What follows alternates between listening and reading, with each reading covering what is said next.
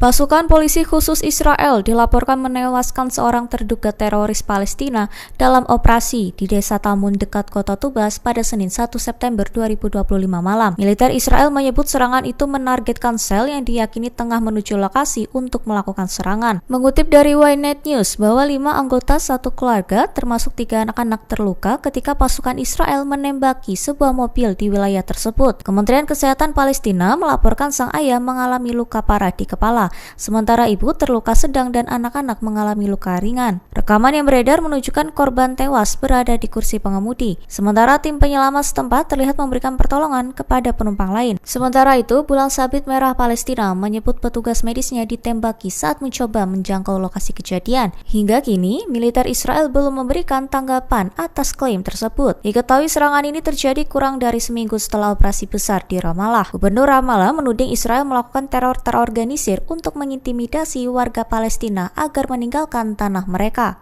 Presiden Iran Masoud Pezeshkian menegaskan bahwa negaranya tetap berkomitmen menyelesaikan persoalan nuklir melalui jalur diplomatik meski mendapat tekanan dan serangan dari Israel. Pernyataan itu ia sampaikan saat bertemu Sekretaris Jenderal PBB Antonio Guterres di sela-sela KTT Organisasi Kerjasama Shanghai ke-25 di Tianjin, China pada Senin 1 September 2025.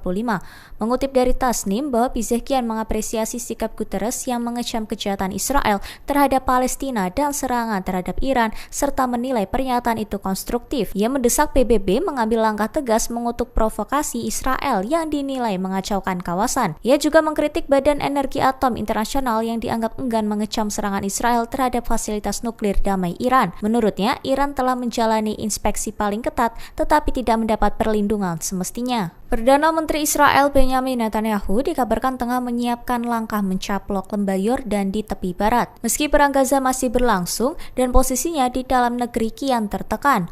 Mengutip dari Tribun News bahwa Netanyahu menyebut pemerintahannya telah menunjukkan pencapaian militer terhadap Hamas dan Iran. Ia juga menegaskan tekadnya menggagalkan upaya oposisi untuk menjatuhkan kekuasaannya. Diketahui rencana aneksasi ini terbatas pada lembah Yordan saja dan diinisiasi bersama Menteri Ron Dermer. Dukungan dari Partai Republik dan Demokrat Amerika Serikat membuat langkah ini dinilai lebih aman secara politik karena tak mudah dibatalkan pergantian pemerintahan di Washington. Israel juga disebut memberi sinyal kepada Perancis akan mencaplok sebagian besar wilayah tepi barat.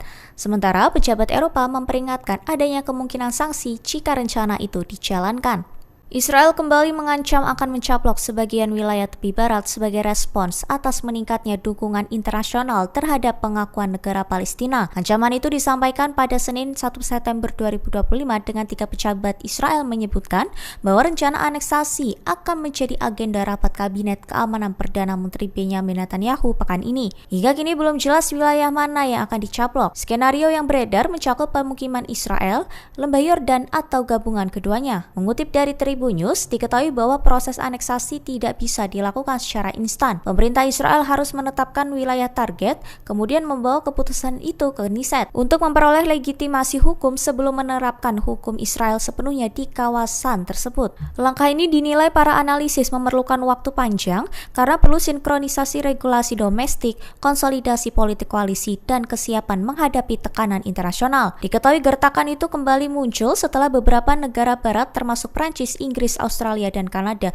berkomitmen mengakui Palestina dalam sidang Majelis Umum PBB pada September mendatang. Hal ini sekaligus menjadi pesan simbolis bahwa Israel tidak akan tunduk pada tekanan luar negeri. Menteri Luar Negeri Iran Abbas Araghchi mengecam keras serangan militer Israel yang menewaskan Perdana Menteri Yaman Ahmad Al-Rahawi beserta sejumlah pejabat senior pemerintah. Araghchi menilai tindakan itu sebagai pembunuhan pengecut yang melanggar kedaulatan Yaman. Ia menyebut kekejaman tersebut sebagai kejahatan keji yang belum pernah terjadi sebelumnya terhadap negara yang selama 2 tahun terakhir dikenal mendukung rakyat Palestina. Mengutip dari Tasnim pada 1 September 2025 bahwa Araghchi juga menuding kelambanan Perserikatan Bangsa-Bangsa ikut memperburuk situasi. Menurutnya, agresi Israel yang terus meluas ke Yaman, Suriah, dan Lebanon dengan dukungan militer dan politik Amerika Serikat, Inggris, dan sekutu barat lainnya telah merusak kredibilitas hukum internasional. Ia memperingatkan bahwa kondisi ini menjadi ancaman serius bagi perdamaian dunia dan kemanusiaan. Araghchi menegaskan tindakan kriminal Israel tidak akan melemahkan tekad rakyat Yaman mempertahankan martabat serta kemerdekaan mereka dan justru memperkuat semangat perlawanan di Yaman maupun maupun kawasan sekitarnya.